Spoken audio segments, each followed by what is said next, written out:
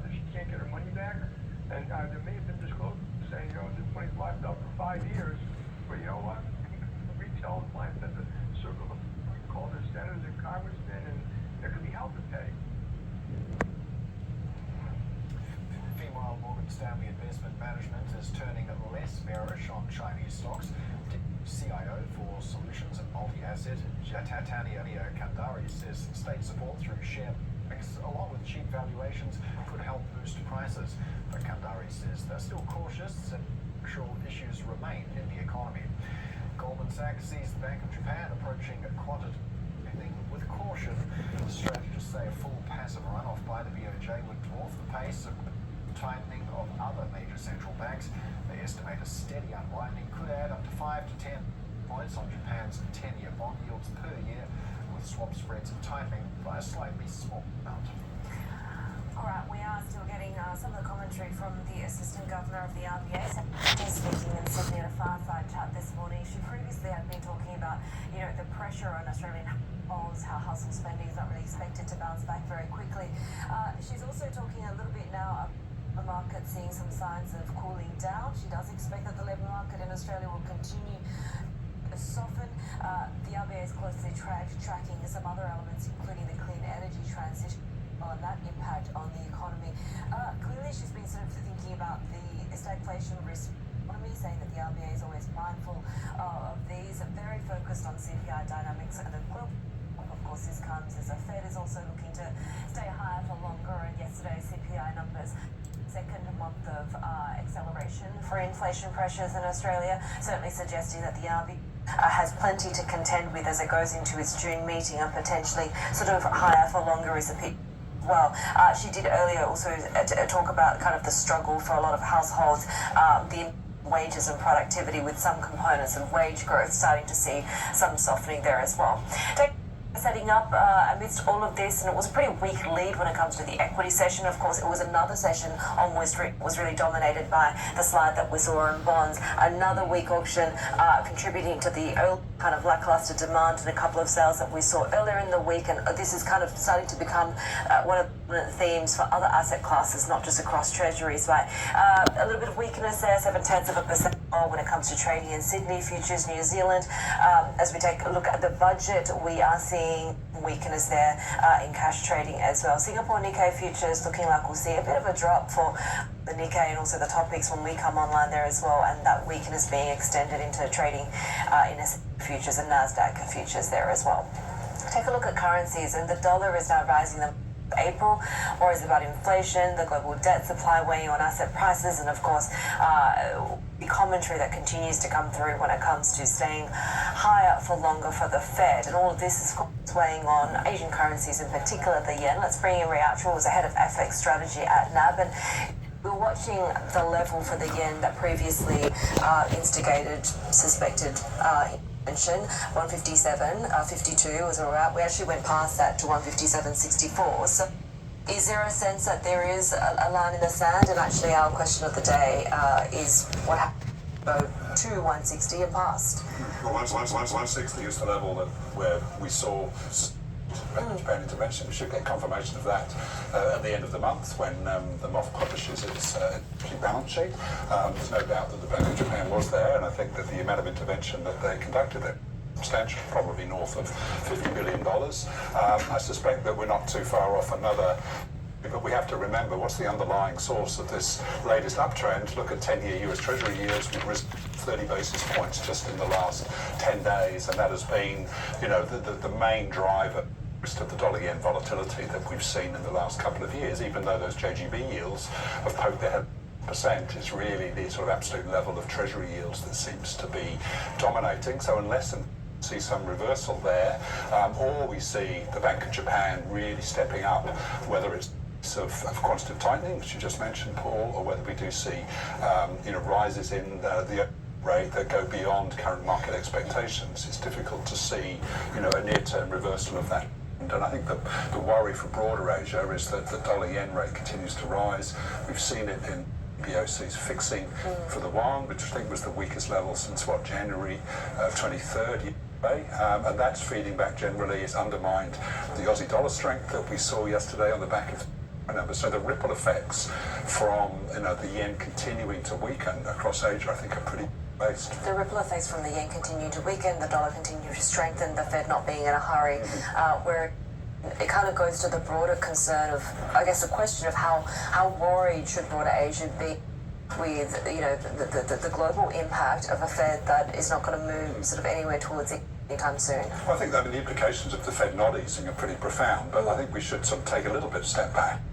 Remember that up until last week's that S&P Global PMI, and really this week a strongly expected conference board reading, we'd had 4 or 5 weeks where US economic data had been surprising to the downside, and there are clear signs of a shift in relative economic performance away from the US, in favour of the rest of the world, particularly in Europe. And we saw the dollar under financial pressure, and we saw hopes for Fed easing as early as Q3 really starting to ratchet higher. It won't take much in terms of the incoming US economic calendar if it sort of reverts back. Well, actually, the economy is cooling. Actually, inflation is starting to moderate again. We can easily see that pen swing back. We'll start to see probably US Treasury yields easing back, and I think that will set off, a new, modest at least, dollar depreciation cycle. So at this stage, I haven't seen enough evidence from the US data to say that we should be calling time on any prospect of the Fed easing this year. US dollar, what about the yen versus some of the other currency pairs, for example, the euro? And you see the perhaps cutting in June, maybe even again in July, which we really can't rule out. You see that pair heading? At the moment, we're still got a reasonably positive view of the June cut, as you say, is baked in the cake. I wouldn't be at this stage confident that we're going to see follow-up cuts. The view is that we'll see a cut in June and then September and then again at the end of the year. That's a little bit more than markets are currently thinking about at the moment. So at the moment, if weakness continues to be dominated by ongoing rises in Treasury yields, you'd probably expect the euro yen to continue rising in that environment. But I think it really is a case of where the dollar goes. All currencies will go. So I don't have a nailed-on view that euro yen is destined for any strong moves one way or the other just at the moment. We've seen a few hints that the BOJ might be ready to tighten again. That had more impact than intervention. And do you think that narrative is believable?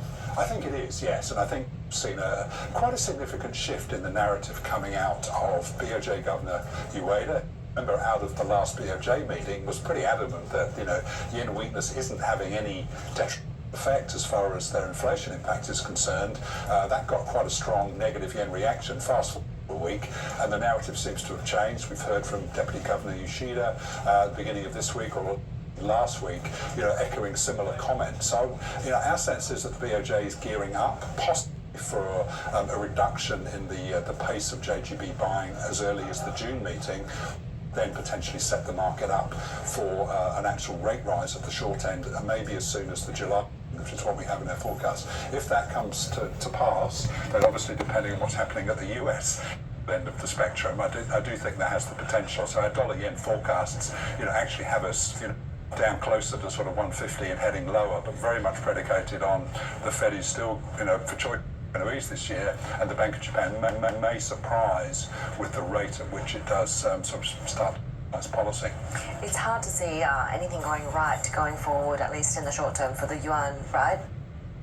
It may actually be the right direction for policymakers in terms of boosting exports. Well, obviously possible. At the same time, it has been interesting that under a lot of pressure, particularly from dollar yen, being reasonably resistant to allowing the yuan to weaken. I think there are limits to how much they will allow the Japanese yen to continue to weaken versus the yuan, because obviously that undermines their competitiveness in terms of competition in third markets for exports. But at the moment, I think they still a view that strategically they feel that their interests may be best served by demonstrating a commitment to a stable currency, thinking about greater internationalization of the currency, creating conditions where we might foreign direct investment and capital inflows coming back into China. So demonstrating commitment to stability does suit them in that sense. At the same time, I think there are limits to how much they can resist the lure of a stronger yuan and a weaker yen. So those fixings are going to be very important, I think, in the coming days. We're going to have a budget out of New Zealand in a couple of hours' time.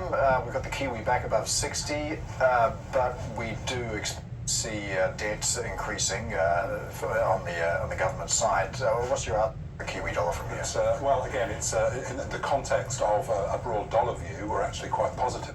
New Zealand dollar. We don't think that, obviously the hawkish rhetoric that's come out of the RBNZ which surprised people, we're still very reticent to believe that that could actually translate into policy. And given that the part state of the New Zealand economy, it's not obvious that for longer rates or even a rate rise will actually be supportive if it further drives the economy sort of further the ground. But the budget today may not be helpful to that cause. If we do see, a significant loosening in policy, we'll have to distinguish between the sort of cyclical blowout in deficits that's purely a result of very economic activity versus any sort of structural easing or sort of fiscal stimulus, if you like, impulse. If there's anything there that suggests that, there is a significant fiscal impulse, then I think the market will move from sort of odds against to odds on as far as a tightening is concerned. Short-term impact of that could be Kiwi. But in terms of what it means for the economy going forward, I'm less convinced that it would sustain ongoing dollar strength. All right, Ray Attrell, head of FX strategy at National Australia Bank. Thanks for joining us.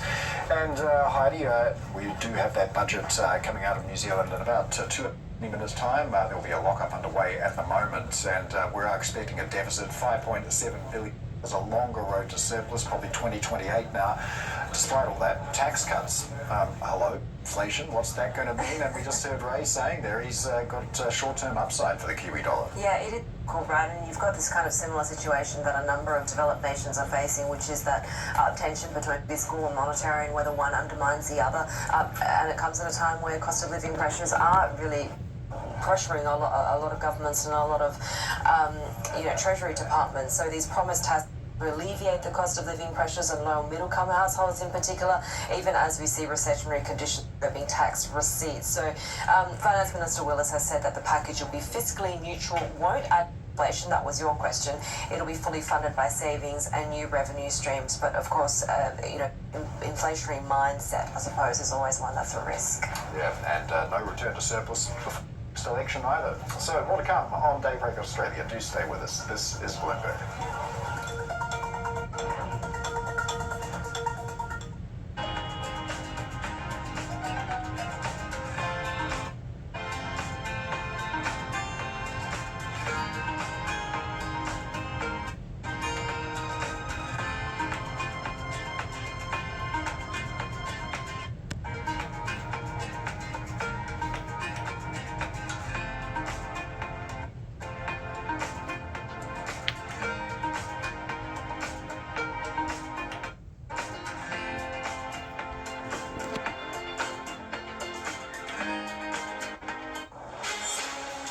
From the beating heart of global finance, economics and politics.